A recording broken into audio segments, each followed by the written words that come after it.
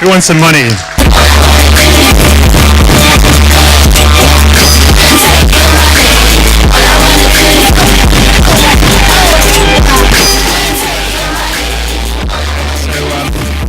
As you just saw with Mike, it's actually quite hard to say my name. So a result of a lot of web conferences and geek meetups, I've basically decided to drop the Stepniewski, sorry Susanna, and I now am DigiJoe. So, and I've already thought about when I become a web celebrity and I'm famous, I can move on to, so watch out. So monetizing, it's a bit of an oft-abused word. It's overused. It's hyped by marketers who don't know what they're talking about. It's often spelt wrong. It's embarrassing to use down the pub in front of your friends, which I often do. But it's a very clear definition, and that's how can we take this thing that we already have, so natural resources, users, traffic, and how do we convert that into money? And of course, it's back in fashion. So monetization, though, can't work without acquisition. So what do I mean by acquisition? I mean getting traffic, and I mean getting it as cheaply as possible. And at that point, then you can convert your traffic and get a good price for your traffic.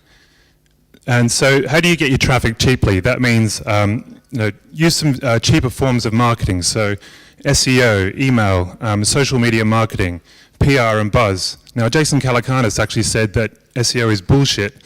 But as an internet marketer, it's definitely not bullshit. 41% of people click on the #1 result in Google, so you really need to be thinking about SEO.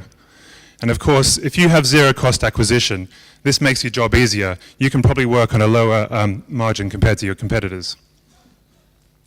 So how do startups currently monetize? There's a great matrix that a guy called Dan from Box UK's created. And I'm not going to read them all out, but basically, it's subscription, third-party supported payments, or some sort of long-term revenue. And generally, startups are using some sort of hybrid based on all of these. So what I did was actually create a Wordle out of all of these. And you can see that advertising is still the predominant form of income to support web applications. This was actually a survey of the top 100 web apps. And you can see any kind of third-party supported models, so advertising, affiliates is predominant. So let's just focus on affiliates and advertising, because that's what I'm here to talk about. So let's have a look at the long-term trends here, and you can see that this is the IAB figures, and if you split it down into the CPM, which is the display advertising, and performance, you can see that CPM has actually taken a 6% drop over the last year, whereas performance marketing has actually gone up 6%. So basically, this is saying, have a look at where the shift of the budgets are within the online advertising world. So I'm just going to give you a quick 5 practical steps on how you can achieve monetization glory. So first of all, don't rely on advertising. You can see that the CPM, the ad price index from Pubmatic, actually shows that CPMs have been dropping quite a lot over the last few quarters. And basically, if you're going to get a network deal with a network, you can't expect more than 50p CPM. And to put that into perspective, that's 1 million impressions a month just to pay for your lovely serviced offers in W1.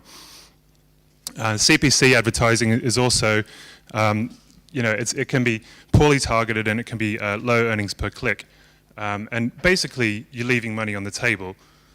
So if you are going to rely on advertising, do it direct. You need to convince advertisers that you can basically have a monthly tenancy with them and choose out niche advertisers who are prepared to work with you whilst you don't have any kind of reputation as a startup. A monthly tenancy, even if it's £50 or £500 a month, you don't have to rely on the number of clicks, you don't have to rely on click fraud, anything like that. And also look for sponsorship opportunities. So this can be a great source of income. So whether it's a homepage takeover or a sponsored section on your website or your email newsletter, sponsorship can often be a really good method of income there.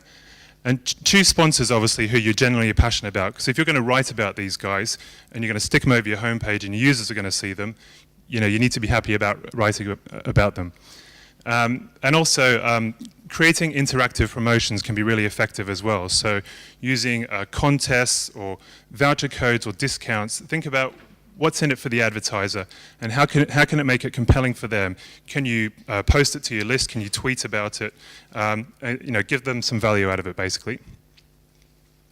And then we come on to affiliate. So at Skimlinks, we work a lot with affiliate, basically, and we work with a lot of startups who are using affiliate as their revenue model now.